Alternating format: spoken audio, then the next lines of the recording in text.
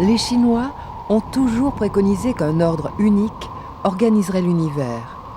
L'homme se devrait d'être en osmose avec cette loi cosmique. En tournant le dos à la nature, l'homme tournerait le dos à la vérité et par manque de sagesse serait voué à l'errance.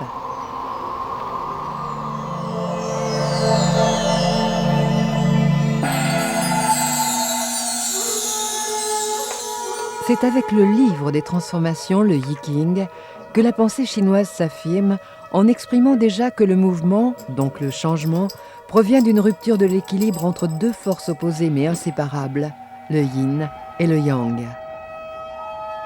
Ces deux forces, qui sont le prolongement direct de l'énergie vitale universelle, soit le qi, ne forment qu'un, et leur affrontement crée l'équilibre. Tout n'est pas tout blanc ou tout noir. Tout est à la fois blanc et noir.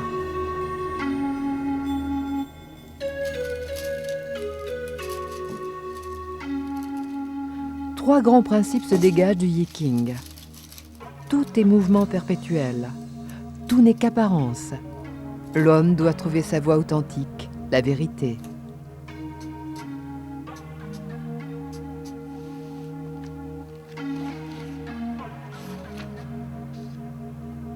Notre vie intérieure, animée par notre instinct, nos émotions et notre intuition, est générée par notre côté yin, tandis que notre raison et notre intelligence et tout ce qui se tourne vers l'extérieur est yang. Si l'un des deux aspects domine en nous, il peut être néfaste, voire destructeur, tant sur le plan mental que physique. L'homme, par nature, est plus yang que la femme. La partie haute de notre corps est aussi plus yang que la partie basse.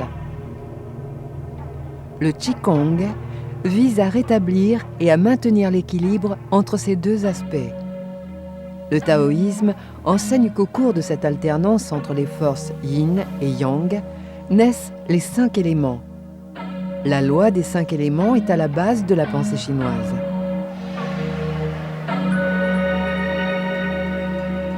Le temps et l'espace deviennent indissociables et le cycle annuel, décomposé en 5 périodes, correspond aux 5 éléments liés aux 5 organes. Les 5 organes renvoient aux 5 grandes émotions qui, en excès ou en insuffisance, déséquilibrent l'harmonie entre le yin et le yang et sont principalement à la source des maladies. Ainsi, dans cette partition des symboles et des saisons, le printemps correspond au bois, au foie et à la colère. L'été, au feu, au cœur et à la joie. La fin de l'été, à la terre, à la rate, au pancréas et à la réflexion. L'automne, au métal, aux poumons et à la tristesse. L'hiver, à l'eau, aux reins et à la peur. Les 5 éléments coexistent dans la nature. Dans le cycle d'engendrement, la terre produit le métal. Le métal engendre l'eau. L'eau nourrit le bois. Le bois anime le feu.